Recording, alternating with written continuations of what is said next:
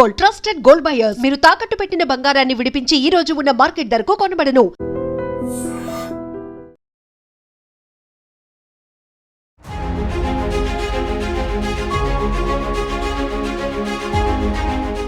ఒక రోడ్డు ప్రమాదం 10 ఏళ్ల ఆ చిన్నోడికి ఎంతో తీరని కష్టాన్ని మిగిల్చింది. అయ్యో దేవుడా, ఆ బిడ్డకు అంత కష్టాన్ని పెట్టావా అంటూ అక్కడ చూసినటువంటి దృశ్యాలు ప్రతి ఒక్కరి గుండెల్ని పిండేశాయి, కళ్ళంట కన్నీళ్లు తెప్పించాయి. సింహాచలం దగ్గర జరిగిన రోడ్డు ప్రమాదంలో ఒకే కుటుంబానికి చెందిన భార్య భర్తలతో పాటు 9 ఏళ్ల పాప కూడా చనిపోయింది. ఇప్పుడు వాళ్ళ బాబు 11 ఏళ్ల గురునాథ్ ఒంటరైపోయాడు. అయినప్పటికీ కూడా బాబుకు వీళ్ళందరూ ఉన్నప్పటికీ కూడా అమ్మ నాన్న చెల్లి దూరమైనటువంటి ఆ పరిస్థితి మాత్రం అసలు ఊహకి కూడా చాలా కష్టంగా ఉంది. విధి ఆ అబ్బాయిని ఎంత కష్టపెడుతోంది అనే మాటలు అక్కడ స్థానికంగా వినిపించాయి. ఎందుకంటే ఒక రోడ్డు ప్రమాదంలో అక్కడికక్కడే ఆ తండ్రి ప్రాణాలు కోల్పోతే ఆ తల్లి, ఆ తర్వాత ఆ పాప కూడా 9 ఏళ్ల మహేశ్వరి కూడా అక్కడికక్కడే ప్రాణాలు విడిచింది.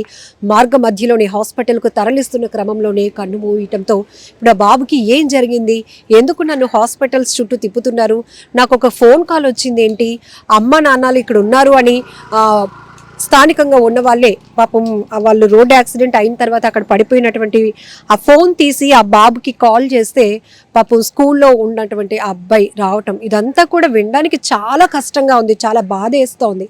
అసలు వీళ్ళ గురించి ఈ డీటెయిల్స్ తెలుసుకుందాం. అసలు ఏ ఊరు వాళ్ళండి? వాళ్ళది మేడం పాతపట్నం, ప్రాపర్గా పాతపట్నంలో ఉంటున్నారు. అంటే ఇదివరకు తెలంగాణ హైదరాబాద్లో పనిచేశారు. కొద్ది రోజుల క్రితం వైజాగ్ వచ్చారు. వైజాగ్ ఏదో పట్టుకూలి కోసం ఏదో వర్క్ చేసుకుంటూ జీవనం గడుపుతున్నారు అనమాట. ఆయన పేరండి? ఆయన పేరు కాంతారావు. ఎంత వయసు ఉంటుంది? వయసు 32. ఆమె పేరు? ఆమె పేరు సంధ్య. 29-30 ఉంటుంది. పాప 9 ఏళ్ళ పాప. ఇప్పుడు ఈ బాబు ఎక్కడ చదువుతున్నాడు? పాపు సింహాచలం గోశాల హై స్కూల్, గవర్నమెంట్ స్కూల్ చదువు. కానీ ఇప్పుడు బాబుకి తెలిసిందా అండి ఈ పరిస్థితి అంతా? బాబుకి చెప్పలేదు ఇంతవరకు, చిన్న బాబు కదా తట్టుకోలేడని. అంటే హాస్పిటల్లో ఉన్నారు మా మమ్మీ డాడీ. పాప అంటే ఆ బాబు అడుగుతున్నాడు అనమాట, మమ్మీ డాడీ దగ్గర తీసుకువెళ్ళండి అని. సరే బాబు అని వాదర్చాం. కానీ ఇంత కష్టం మాత్రం ఎవరికి రాకూడదండి. ఒక మహిళగా చెప్పండి, ఆ బాబుని చూస్తేనే, అంత దూరంలో చూస్తేనే మాకే కళ్ళంట నీళ్ళు వస్తున్నాయి. ఎందుకంటే ఏంటి ఆ బాబు పరిస్థితి అన్నట్టుంది. మీరేమవుతారు వాళ్ళకి? పెద్దమ్మవుతారా? సంధ్య వాళ్ళ అక్కగారు? అయ్యో, నిన్న ఎక్కడికైనా వెళ్తున్నామని ఏమైనా తెలిసిందా మీకు? మాకేం తెలియదండి. వాళ్ళు ఇక్కడ ఉంటారు, మేము ఒడిస్సాలో ఉంటాం. మీరు ఒడిస్సాలో ఉంటారా? ఓకే. వాళ్ళు ఎక్కడికి వెళ్తున్నారో ఎప్పుడు వచ్చారనేది మాకు తెలియలేదు. మాకు నైట్ 9 గంటలకు ఫోన్ వచ్చింది, యాక్సిడెంట్ అయ్యి దెబ్బలు తాకినాయని. ఆ తర్వాత మళ్ళీ ఫోన్ చేసి చనిపోయారని చెప్పారు. ఎవరు చెప్పారండి మీకు ఫోన్? పోలీసుల నుంచి వచ్చిందా? మా మరిది వాళ్ళు ఫోన్ చేశారు. ఎటు చూసినా ముగ్గురిది అంత పెద్ద వయసులేమి కావు, కానీ ఒక్క ప్రమాదంలో ఇట్లా జరిగింది అని అది వినడానికి కూడా చాలా కష్టంగా ఉంది. ఏంటండి పరిస్థితి తర్వాత? మాకు ఏం అర్థం కావట్లేదు మేడం. మీకు చెప్పిన వెంటనే ఒకరు చనిపోయారు అన్నారా, ముగ్గురు కూడా చనిపోయారు అని? ముగ్గురు చనిపోయారని తెలుసు.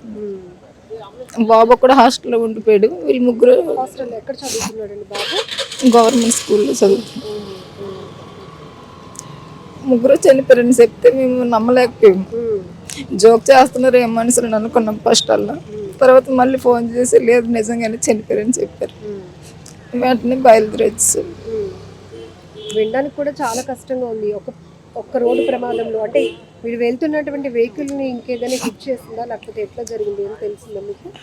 బైక్ గుద్దుకొని అన్నారు కానీ మాకు ఏ క్లారిటీ తెలియట్లేదు. ఏ బైక్ అండి?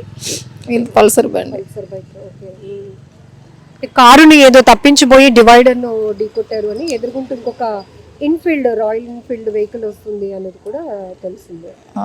మాకు కూడా అంతవరకే తెలిసింది. కానీ మీరన్నట్టు ఉపాధి కోసం ఊరికాను ఊరు వచ్చి ఒక ప్రమాదంలో ఉండేవారు. ఇక్కడ ఈ మధ్యనే 6 months అవుతుంది వచ్చి. అతను ఏం చేస్తుంటారండి చనిపోయిన? మా మరిది గారు మెడికల్ చేస్తారు. మెడికల్లో చేస్తారు. ఓకే.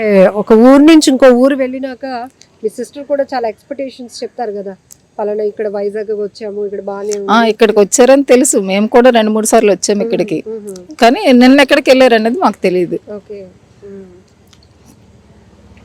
ఇప్పుడు బాబుకి చెప్పడం కూడా చాలా కష్టంగా ఉంటుంది. వాడికి తెలియదు, దెబ్బలు తగిలేయి హాస్పిటల్లో ఉన్నారు అనేసి అనేది తెలుసు. అదే మనం ఇంటికి వెళ్ళిపోదాం నాన్న అంటే అమ్మలు ఎప్పుడు వస్తారని అంటున్నాడు. అతను నైట్ కల్లా వచ్చేస్తారు, మనం ఫస్ట్ వెళ్ళిపోదాం మనిషి అంటే మళ్ళీ వాడికి చనిపోయినట్లు తెలియదు ఎంతవరకు. కనీసం ఒక్కరు మిగిలిన బాబుని చూసుకోవడానికి లేకపోతే నా అనేవాళ్ళు ఒకరు ఉన్నారు అనే ఒక ఇది వచ్చిన. బట్ ఆ బాబు పరిస్థితి చూస్తే ఎంత వయసు ఉంటుంది బాబుకి? బాబుకి 14 ఏళ్ళు ఉంది. సో ఇది సింహాచలంలో జరిగినటువంటి రోడ్డు ప్రమాదంలో భార్యాభర్తలతో పాటు 9 ఏళ్ల పాప కూడా అక్కడికక్కడే ప్రాణాలు కోల్పోయినటువంటి ఘటన చాలా బాధాకరం.